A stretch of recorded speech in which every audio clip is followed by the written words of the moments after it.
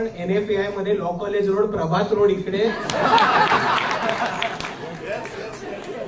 चैत्यभूमीवरची एक मूवी बघायला जमलो आणि हे फक्त आणि फक्त शक्य झाले कारण आज आपल्यामध्ये सोमनाथ दादांसारखे फिल्म मेकर्स आणि डॉक्युमेंटरी मेकर्स आपल्यामध्ये उपस्थित आहेत. मी जास्त वेळ नाही घेणार, वेळेची मर्यादा आहे. पण जर त्या शेवटी एक वाक्य होतं आणि हा मूवी मी जर समअप करायचा असेल तर मी त्या एका वाक्यामध्ये करेन की जिंकत आलेली लढाई आपल्याला हारायची नाही.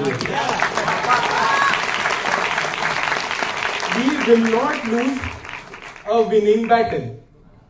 आपण जर 7-8 वर्षापूर्वी बघितलं असेल तर आपल्याला हा दिसलं असेल आणि हा प्रश्न पडला असेल टीव्ही लावून, सिरियल्स लावून, चित्रपट बघून की आपण या देशामध्ये राहतो की नाही. कारण आपल्याला आपलं रिप्रेझेंटेशन कुठेही स्मॉल स्क्रीनवरती, बिग स्क्रीनवरती, टेलिव्हिजनमध्ये, सिनेमामध्ये दिसत नव्हतं. पण जर तुम्ही 7-8 वर्षात आपली चळवळ कुठल्या पद्धतीने पुढे आली हे बघितलं असेल तर आज आपल्याला पाय रणजित सारखे, नीरज गैवान सारखे, नागराज मंजुळें सारखे वेगवेगळी लोक आपल्या आयुष्यावरती एक चित्र उभं करताना दिसतात आणि ते मोठ्या पडद्यावरती आपल्याला बघता येतं. स्मॉल स्क्रीनचं बघायचं झालं तर आपल्याकडे महात्मा फुलेंवरती सिरीज आली, राजमाता अहिल्यादेवी होळकरांवरती एक सिरीज आली, छत्रपती शिवाजी महाराजांवरती सिरीज आली आणि ती पण पुरंदरेंच्या पर्स्पेक्टिव्ह मधनं नाही, बहुजनवादी पर्स्पेक्टिव्ह मधनं. आणि बाबासाहेबांच्या आपल्याला हिंदी आणि मराठीमध्ये सिरियल येताना दिसत आहे. आणि हेच बघत असताना आपल्याला कळतं की आज आपण कुठनं कुठपर्यंत आलोय आणि आपण ही लढाई कशी जिंकत आलोय. त्याचबद्दल बोलत असताना मला सोमनाथ दादांबद्दल 2-3 गोष्टी म्हणायच्या की आमचा खऱ्या अर्थाने एक 7-8 वर्षापूर्वी परिचय झाला जेव्हा दादा भीमा कोरेगाव या मूवीचे डॉक्युमेंटरीचं शूटिंग करत होते आणि त्यांना प्लॅटफॉर्म्स नव्हते मिळत. कोणीच त्यांना विचारत नव्हतं की तुम्हाला ही स्क्रीनिंग करायची आहे का, ती फक्त युट्यूबवरती होती. मग भीमा कोरेगावची दंगल झाली, भीमा कोरेगाव हा लोकांना विषय कळला आणि तेव्हा लोकांना माहितीच नव्हतं की भीमा कोरेगाव नक्की आहे काय. अर्धी लोक तर कोरेगाव भीमा म्हणत होते. इथपासूनच ते भांडण होतं. आणि ह्या सगळ्यामध्ये एक आपल्यामध्ये असा फिल्म मेकर होता, डॉक्युमेंटरी मेकर होता, ज्यांनी भीमा कोरेगावचा सत्य, इतिहास आणि शौर्य दिन का मनवला जातो हे जगासमोर मांडणारी एक डॉक्युमेंटरी काढली. आणि भीमा कोरेगाव ज्याला अजूनही मीडिया कव्हरेज नाही, म्हणजे तुम्ही भीमा कोरेगावचं फुटेज मागितलं दंगलीचं तर तुम्हाला मुंबईचं फुटेज मिळेल मीडियावरती, अजूनही भीमा कोरेगावचा विजयस्तंभ दाखवणार नाही. अशा पद्धतीने एक डॉक्युमेंटरी केली आणि हे एक समोर उभं केलं.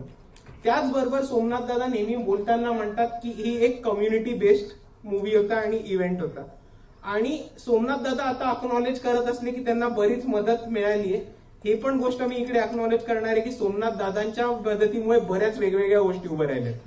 जेव्हा प्रबुद्ध भारत सुरू होत होता तेव्हा प्रबुद्ध भारतच्या पत्रकारांना कॅमेरा वर्क शिकवणं आणि एवढंच नाही तर जेव्हा वंचित बहुजन आघाडी सुरू झाली आणि मोठ्या सभा होत होत्या आणि मेन स्ट्रीम मीडियामध्ये जागा नव्हती मिळत, सोमनाथ दादांनी त्यांचा कॅमेरा 1.5 वर्ष प्रबुद्ध भारतला दिला होता की तुम्ही तुमच्या सभा कव्हर करा, मी माझं काम थांबवतो पण हे जास्त महत्वाचं.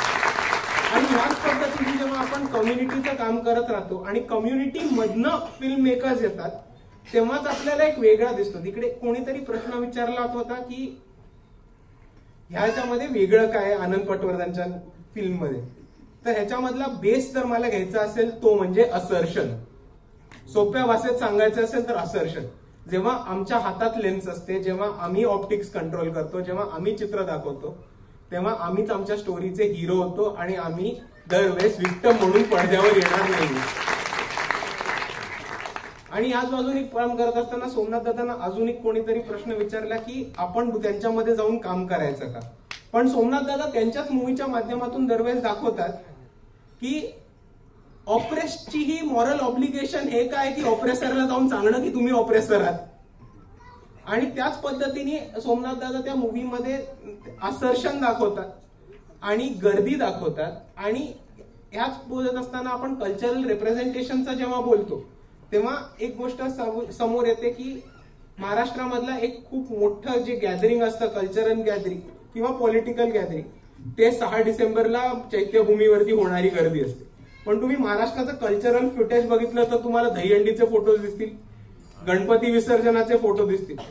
पण जगात असं कुठे न होणार की कोणत्याही महामानवाला अभिवादन करायला त्यांच्या डेथ अॅनिव्हर्सरी येणाऱ्या एक 10-12 कोटीचा मॉब असतो.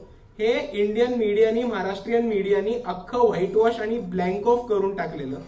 ते करायचं महत्वाचं काम, ते जगासमोर आणायचं महत्वाचं काम, आणि आपली स्टोरी, आपलं रिप्रेझेंटेशन हे मोठ्या पडद्यावरती दाखवायचं काम, महत्वाचं काम आज सोमनाथ दादांनी केलंय. म्हणून I wish him all the best. आणि म्हणून मी याच्यासाठी म्हणतो की जिंकत आलेली लढाई आपण हारणार नाही आहोत. आणि all the best with brother.